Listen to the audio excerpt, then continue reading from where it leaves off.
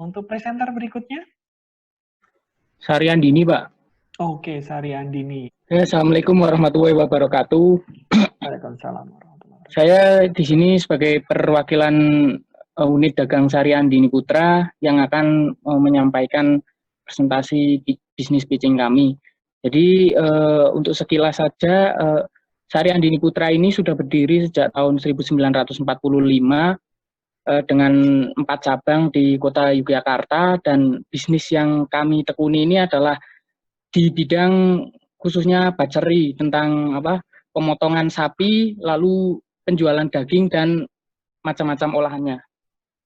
Jadi problem yang ditemukan di dalam pasar market daging sapi itu, yang pertama adalah daging di pasar terkadang tidak terjamin kehalalan dari proses maupun bahan baku. Jadi kalau kita ketahui beberapa tahun lalu itu ada permasalahan yang seperti dalam satu penjual itu mereka menjual daging sapi dan babi. Kalau nggak salah itu ada di Jakarta. Nah, itu sangat menakutkan sekali tentunya bagi umat Muslim karena daging babi itu najis hukumnya. Lalu daging tidak berkualitas seperti daging gelonggongan masih beredar di pasaran, ya seperti kita tahu biasa masuk di reportase Trans TV ya, itu daging gelonggongan. Lalu ada harga daging dianggap mahal oleh sebagian masyarakat Indonesia. Nah, untuk solusinya sendiri kami sudah ada beberapa solusi yang telah menyelesaikan masalah-masalah yang tadi dipaparkan, yaitu yang pertama mendapatkan semua sertifikasi dan pengakuan yang mendukung komitmen kami, dan salah satunya itu adalah sertifikasi halal dari langsung MUI Daerah Istimewa Yogyakarta. Lalu kami juga meningkatkan semua aspek produksi, dari itu proses penjemputan sapi sampai penjagalannya, lalu pemotongan dagingnya. Ketiga yaitu adalah meningkatkan efisiensi rantai pasokan. Nah, bagaimana sapi yang belum dipotong dari peternakan itu bisa sampai ke konsumen. Lalu ini ada value proposition dari bisnis kami.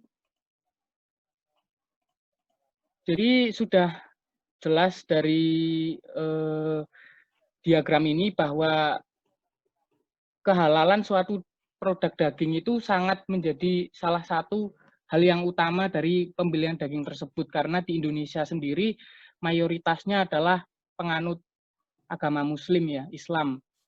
Lalu di sini juga ada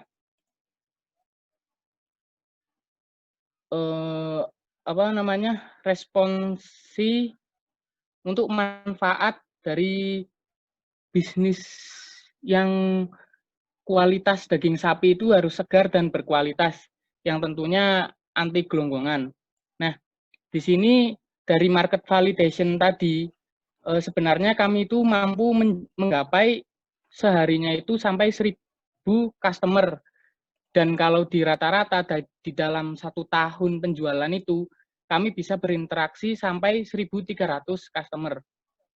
Nah, untuk market saya sendiri, laba kotor yang didapat Sari Andini selama 1 tahun itu berkisar sekitar 14,4 miliar rupiah. Lalu laba bersih per tahunnya bisa mencapai 9,6 miliar rupiah. Dan untuk market share di Daerah Istimewa Yogyakarta sendiri, alhamdulillah Sari Andini mampu menguasai sebesar 15% dari market share penjualan daging di Daerah Istimewa Yogyakarta. Nah, untuk bisnis modelnya sendiri, ini bisnis model yang sederhana yang kami akan paparkan. Nah, untuk keuntungan sendiri, kami menghitung dari pemotongan satu sapi, yaitu sekitar 17% dari harga sapi, 1 ekor sapi itu sendiri. Nah, di dalam 1 bulan, kami mampu memotong 20 hingga 70 ekor sapi. Rata-ratanya sih sekitar 50 ekor sapi di dalam 1 bulan.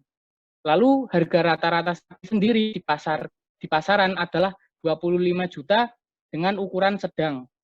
2 menit lagi, Mas. Ya. Lalu ini ada market adoption-nya, ada kami menggunakan kualitas ya MUI bersertifikat halal dan Toyib pastinya dengan kualitas yang baik. Lalu partnership kami selalu menjalin hubungan yang baik dengan para peternak, dan strategi yang kami ingin lakukan memperpendek dan menyederhanakan supply chain kami.